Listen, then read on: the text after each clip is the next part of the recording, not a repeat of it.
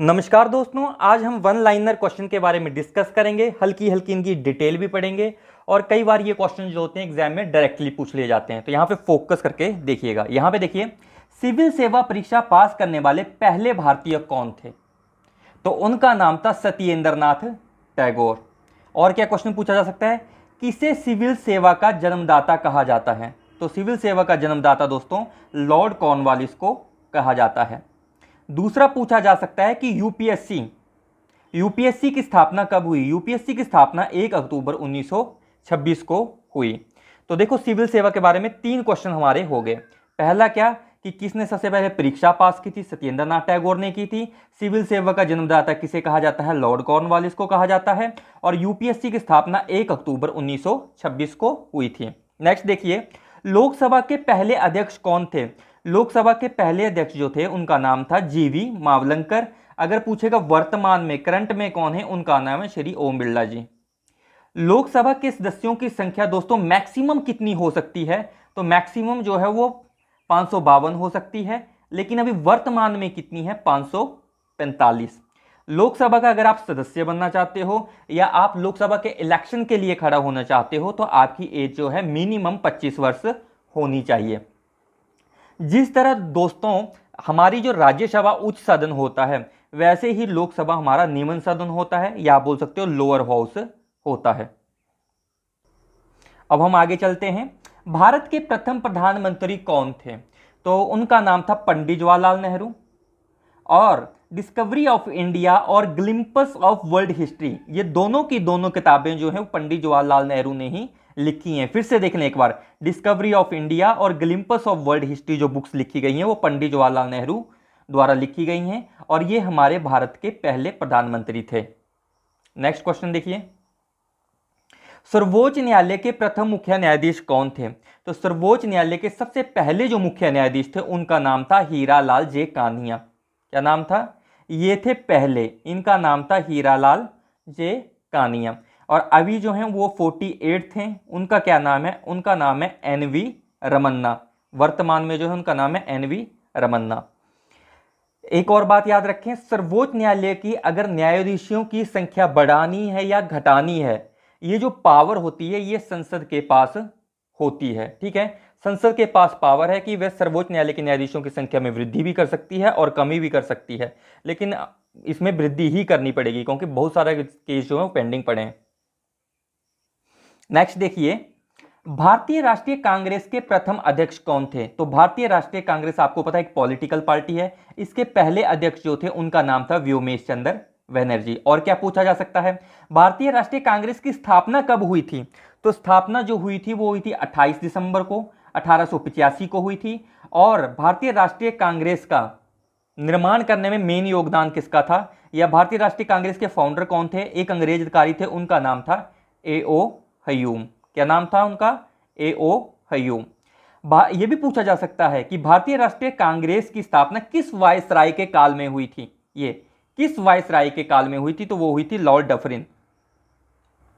किस वायसराय के काल में हुई थी? Lord Dufferin.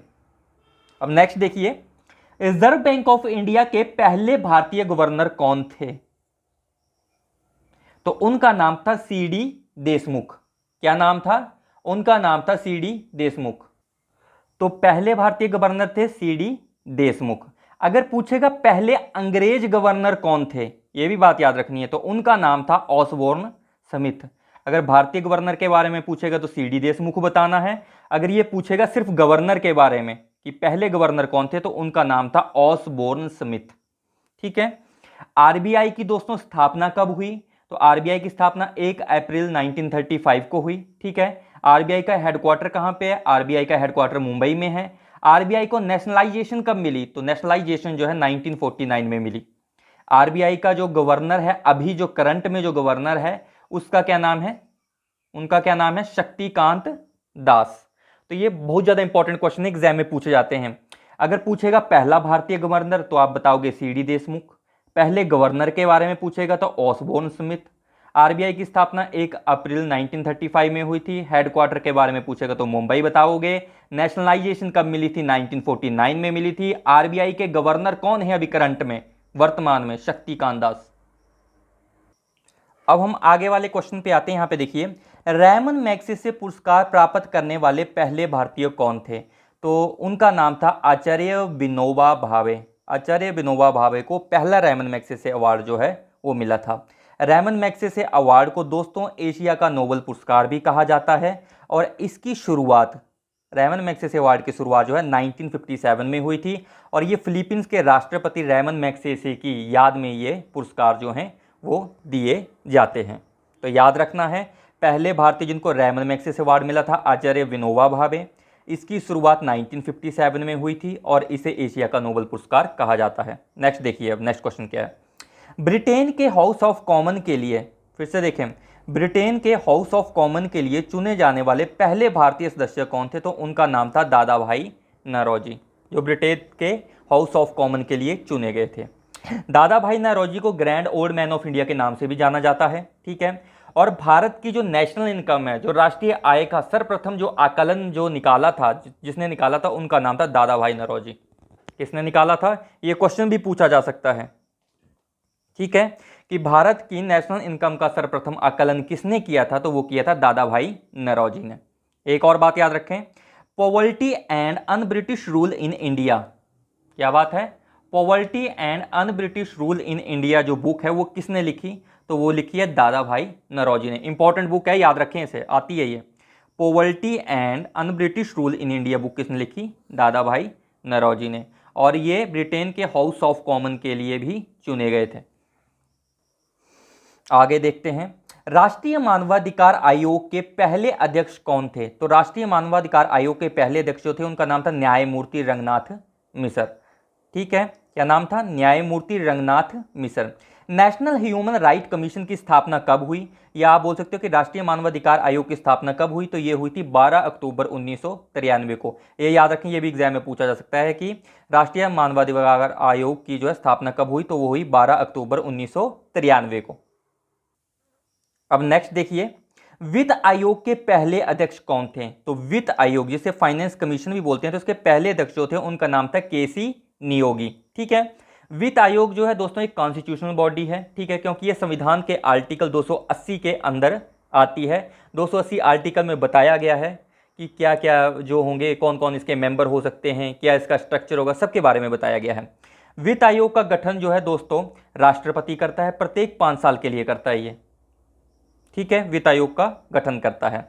अभी क्वेश्चन पूछा जा सकता है कि 15वां वित्त आयोग जो है उसके अध्यक्ष कौन है? उनका नाम है एन.के. सिंह। क्या नाम है उनका?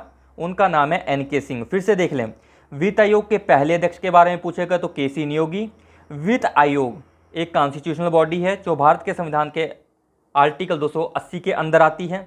वित्त आयोग का गठन जो है राष्ट्रपति प्रत्येक 5 साल के लिए करता है। और ये जो 15वां वित्त आयोग है, 15वां वित्त आयोग जो है अभी जो चला हुआ है करंट में, उसके जो अध्यक्ष हैं उनका नाम है एन.के. सिंह। दोस्तों ये बहुत ज़्यादा इंपॉर्टेंट क्वेश्चन थे। अगर आपको वीडियो अच्छी लगे तो वीडियो को लाइक कीजिए, शेयर कीजिए और सब्सक्राइब कीजिए।